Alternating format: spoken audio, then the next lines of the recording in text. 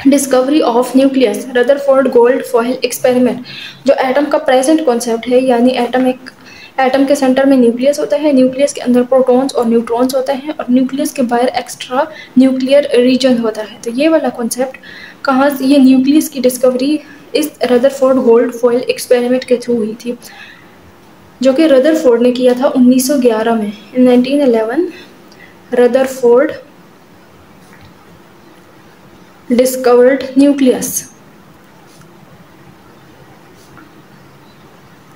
इससे पहले 19वीं सदी में इलेक्ट्रॉन्स, प्रोटॉन्स और न्यूट्रॉन्स की डिस्कवरी हो गई थी, लेकिन ये नहीं पता था कि इलेक्ट्रॉन्स, प्रोटॉन्स और न्यूट्रॉन्स एटम के अंदर कैसे जुड़े हुए होते हैं, यानी कैसे न्यूट्रॉन्स और प्रोटॉन्स न्यूक्लियस के अंदर होते हैं और इलेक्ट्रॉन्स एक्स्ट्रा न्यूक्लियर रीजन में घूम रहे होते हैं।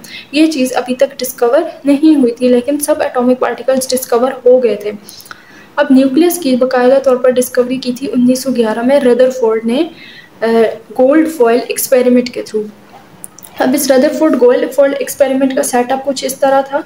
यहाँ पर एक अल्फा पार्टिकल्स का सोर्स लिया गया था, अल्फा पार्टिकल इमिटर। अब अल्फा पार्टिकल क्या होते हैं, हीलियम न्यूक्लियाई, यानी हीलियम के एटम के अंदर से अगर 2 इलेक्ट्रॉन निकल जाएं तो वो हीलियम न्यूक्लियाई He++ बन जाता है। ये हीलियम एटम होता है जिसके अंदर 2 इलेक्ट्रॉन्स होते हैं। अगर 2 इलेक्ट्रॉन्स निकल जाएं तो पीछे हीलियम का न्यूक्लियस बच जाता है जिसके ऊपर ++ चार्ज होता है और साथ में 2 इलेक्ट्रॉन्स निकल जाते हैं। तो ये अल्फा पार्टिकल्स का सोर्स लिया गया था और यहाँ पर इसके सामने गोल्ड की फॉयल रखी गई थी, सोने की फॉयल, और सोने की फॉयल के इर्द गिर्द फोटोग्राफिक प्लेट रखी गई थी।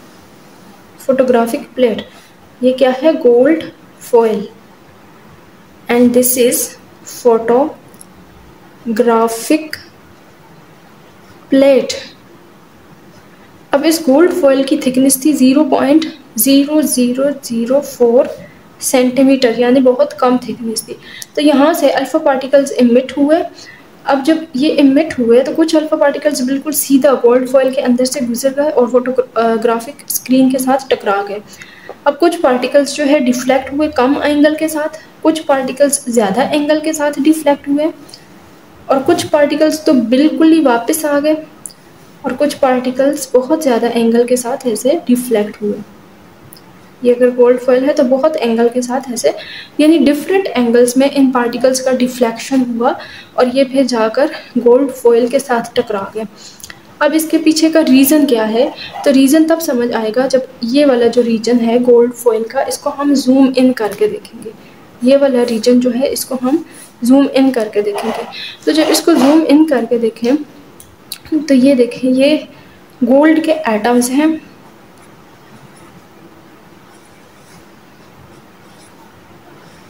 ये इनको बड़ा करके दिखाया गया है, यानी इस शीट के अंदर है। इस शीट का थोड़ा सा हिस्सा जो है वो जूम इन करके देखा गया है। और यहाँ से अल्फा पार्टिकल्स आ रहे हैं, तो अल्फा पार्टिकल्स जब इस रीजन से गुजरेंगे तो बिल्कुल सीधे गुजर जाएंगे, यानी एक्स्ट्रा न्यूक्लियर रीजन से गुजरेंगे, ये बिल्कुल सीधा गुजरेंगे।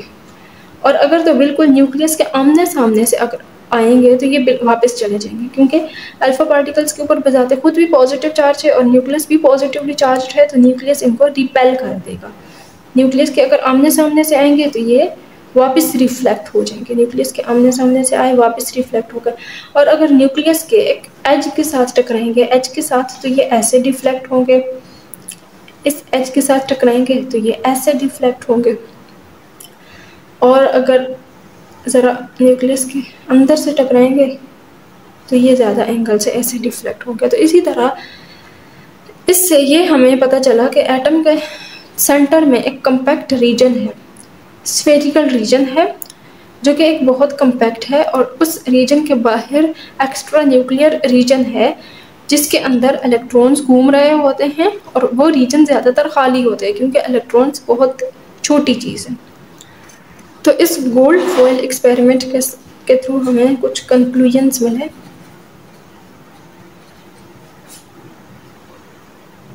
कंक्लूड हमने क्या किया कि एटम के अंदर न्यूक्लियस है, न्यूक्लियस जो कि कम्पैक्ट होता है, और न्यूक्लियस के बाहर एक्स्ट्रा न्यूक्लियर रीजन है, एक्स्ट्रा न्यूक्लियर रीजन।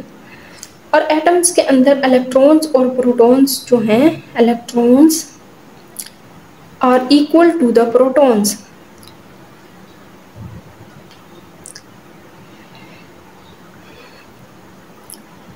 और तीसरा हमने क्या कंक्लूड किया, क्योंकि जो बिल्कुल वापस डिफ्लेक्ट हो रहे हैं पार्टिकल्स उनकी मिकदार कम है, तो इसका मतलब है कि न्यूक्लियस का साइज बहुत कम है।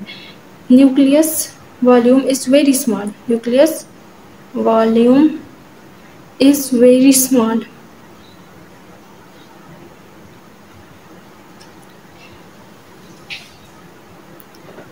और electrons revolve around the nucleus, electrons revolve around nucleus and nucleus has positive charge। ये हमारे कंक्लूजन है, न्यूक्लियस हैज पॉजिटिव चार्ज। ये तो थे इस गोल्ड फॉयल एक्सपेरिमेंट के कंक्लूजन्स।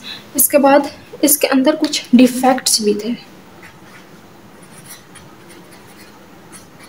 अब रदरफोर्ड ने न्यूक्लियस की डिस्कवरी तो कर ली थी, यानी एक एटम है, एटम के बिल्कुल सेंटर में न्यूक्लियस होता है और न्यूक्लियस के अंदर पॉजिटिवली चार्ज्ड पार्टिकल्स हैं, यानी प्रोटॉन्स और न्यूट्रॉन्स। न्यूक्लियस के अंदर प्रोटॉन्स और न्यूट्रॉन्स मौजूद हैं।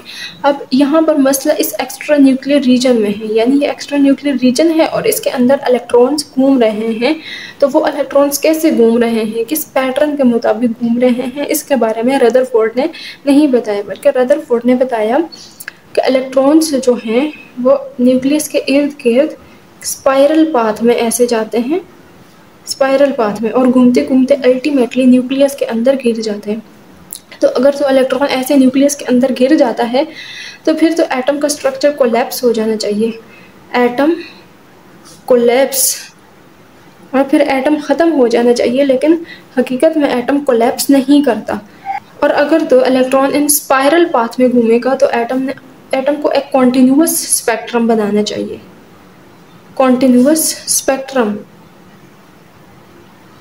should be formed by atom, should be formed by atom, but atom has line spectrum in reality, line spectrum in reality। यानी एटम जब न्यूक्लियस से ज़्यादा फासले पर है तो इसकी एनर्जी बहुत ज़्यादा है, और आहिस्ता आहिस्ता जब ये स्पाइरल पाथ में आता जाएगा, ऐसे घूमते जाएगा, तो न्यूक्लियस के करीब होता जाए तो आहिस्ता आहिस्ता इसकी एनर्जी कम होती जाएगी, यानी एक कॉन्टीन्यूअस मैनर में इसकी एनर्जी कम होती जा रही है।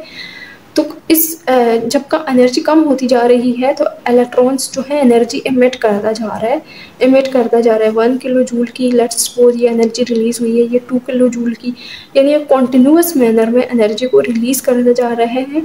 तो इस एनर्जी की वजह से स्पेक्ट्रम हमारे पास कॉन्टिन्यूअस बनना चाहिए, कॉन्टिन्यूअस स्पेक्ट्रम।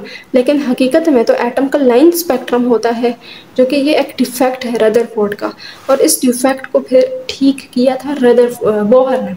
यानी इन दोनों डिफेक्ट्स को, यानी एटम का जो दोनों डिफेक्ट्स, यानी इलेक्ट्रॉन का पाथ अराउंड द न्यूक्लियस और जो इलेक्ट्रॉन्स का लाइन स्पेक्ट्रम है, इन दोनों के बारे में एक्सप्लेनेशन बोहर ने दी थी। तो ये था रदरफोर्ड गोल्ड फॉयल एक्सपेरिमेंट।